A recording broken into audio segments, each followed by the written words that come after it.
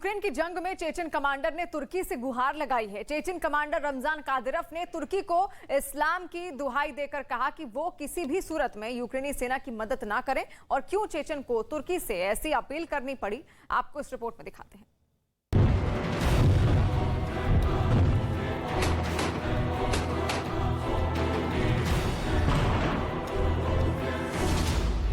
Chechen commander ने मांगी तुर्की से मदद।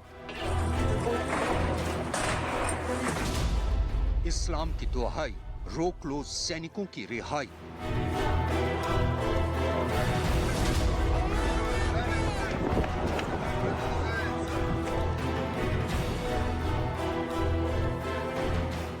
यूक्रेन के खिलाफ जंग में चेचन कमांडर ने जितना युद्ध लड़ा नहीं, उससे कहीं ज्यादा उन्होंने युद्ध के दौरान अपने लड़ाकों की कथित बहादुरी के किस्से फैलाए। चेचन लड़ाकों के जंग लड़ने का वीडियो पुतिन तक पहुंचाने के लिए उसने युद्ध के मैदान में चेचन की मीडिया तक को उतार दिया। चेचन रिपब्लिकेर प्रधान रमजान कादिरव नीचे युद्धे नेमेছেন রাশিয়ার হয়ে।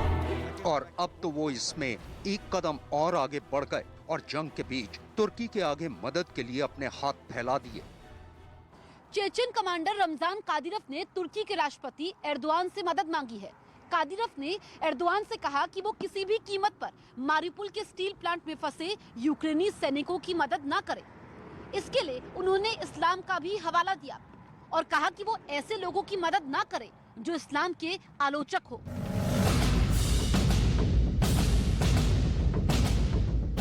रमजान कादिरव ने तुर्की के राष्ट्रपति को संबोधित करते हुए लिखा है, अगर रूस के मुसलमान इस बात से दुखी हो सकते हैं कि तुर्की जैसा एक इस्लामिक देश जिसने यूक्रेन को बायर खताश ड्रोन देकर उसकी मदद की, तो सोचिए उन्हें कितना दुख होगा जब उन्हें ये पता चलेगा कि तुर्की ऐसे लोगों को जंग के बीच में निकालने की तैयारी कर रहा है जो लोग इस्लाम के आलोचक रहे हैं।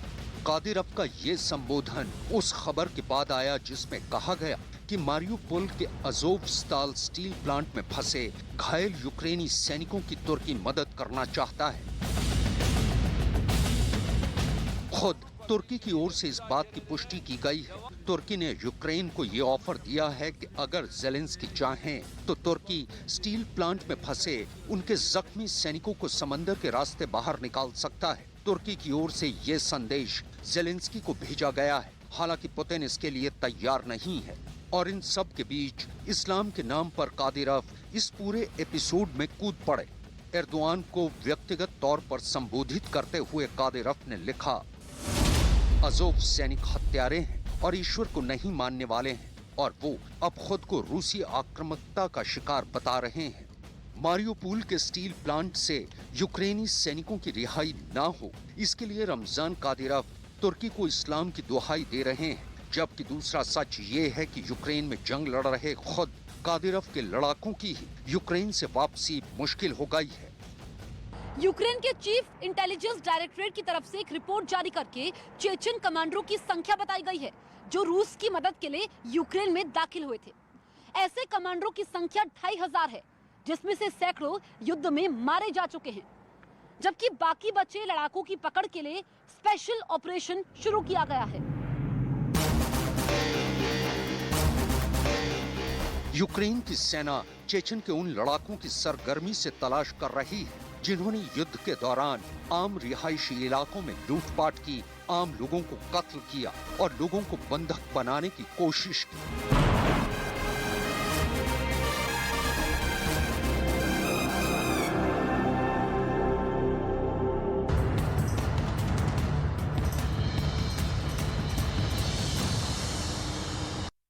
जिस अज़ोवस्ताल स्टील प्लांट से तुर्की ने यूक्रेन को उसकी सेना को निकालने की पेशकश की थी, वहां पर लड़ाई बेहद तेज हो गई है। यूक्रेन का यह कहना है कि अज़ोवस्ताल स्टील प्लांट में छिपे घायल यूक्रेनी सैनिकों को सरेंडर कराने के लिए रूस ने वहां MZ-21 बम चलाया। और MZ-21 एक रॉकेट नुमा हथियार है जिसके अंदर कई छोटे छोटे मगर बेहद खतरनाक बम होते हैं। MZ-21 हवा में फटता है और इसके बाद आग बरसाती चिंगारियां जमीन पर गिरती हैं और इन चिंगारियों की जद में आने वाली हर चीज जलकर खाक हो जाती है।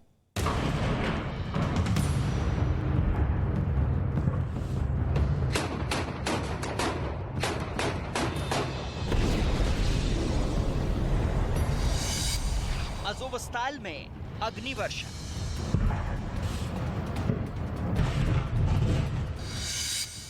रूस ने गिराया मैग्नीशियम बम।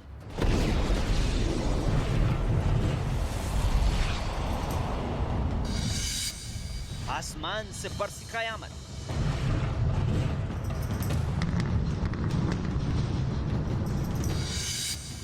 अज़ोवस्ताल में मौत की बारिश।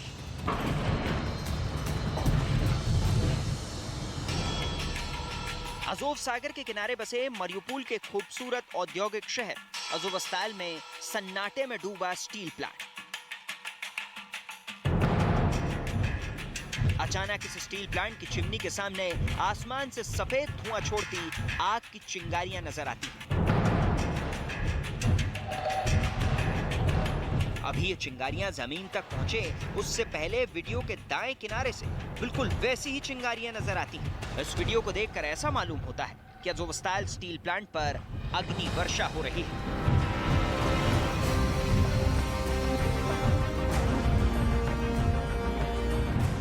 और जैसे ही ये चिंगारियां जमीन को छूती हैं, वैसे ही एक जोर का धमाका होता है। धमाके के साथ ही अज़ोवस्ताल स्टील प्लांट के कैंपस का मंजर भी खौफनाक हो जाता है और वीडियो में जो कुछ नजर आता है वो आसमान से बरसती चिंगारियां और नीचे जमीन पर छोटे धमाके और उसके बाद वहां लगी आग। इस वीडियो और वीडियो में नजर आने वाली अग्निवर्षा का राज हम आपके सामने खोलें उससे पहले हम आपको एक और वीडियो दिखाते हैं। डेली मेल यूके की खबर के मुताबिक जिस वक्त अज़ोवस्ताल स्टील प्लांट के बाहर आसमान से आग बरस रही थी, ठीक उसी वक्त स्टील प्लांट की सुरंग में छिपा एक यूक्रेनी सैनिक स्टेफेनिया नाम का एक गाना गा रहा है। Стефанія, мамо, Стефанія, розквітає поле, а вода сивіє. Заспівай мені, мамо, колискову, хочу ще почути твоє рідне слово. सैनिक के गाने के दौरान बाहर हो रहे बम धमाकों की आवाज भी साफ सुनाई दे रही है। ये सैनिक जिस गीत को गा रहा है उसे 14 मई को यूरोविजन सॉन्ग कॉन्टेस्ट में सबसे बेहतरीन गाने के खिताब से नवाजा जा चुका है और अब यह गाना हर यूक्रेनी नागरिक के लिए राष्ट्रगीत बन चुका है।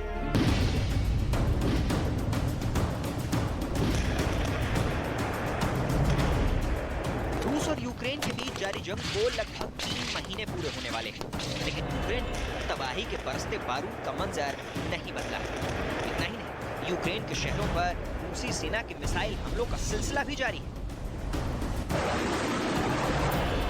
सिर्फ इतना ही नहीं, रूसी सैनिक अज़ोवस्ताल स्टील प्लांट और बंदरगाह पूरी तरह से घेरे बैठे हैं। इसी स्टील प्लांट की सुरंग में सैकड़ों यूक्रेनी सैनिक मुश्किल हालात में रूसी फौज का सामना कर रहे हैं। दरअसल अज़ोवस्ताल में भी रूस की सेना ने जमकर तबाही मचाई है। अज़ोवस्ताल शहर पहले ही रूसी सेना की बमबारी की वजह से पूरी तरह तबाह हो गया है। खबर के मुताबिक अज़ोवस्ताल स्टील प्लांट में 600 घायल यूक्रेनी सैनिक फंसे हुए हैं और उनकी हालत बिगड़ती जा रही है। इसके बावजूद रूसी सेना उन्हें घेरे हुए है और उन्हें बाहर तक निकलने नहीं दे रही। यूक्रेन के राष्ट्रपति वोलोदिमीर ज़ेलेंस्की के मुताबिक इस मसले पर रूस और यूक्रेन के बीच बातचीत चल रही है। बातचीत में यूक्रेन ने अपने सैनिकों के बदले में रूसी युद्धबंदियों को रिहा करने का प्रस्ताव रखा है, लेकिन अभी तक इस मसले का कोई हल नहीं निकल पाया। इस दौरान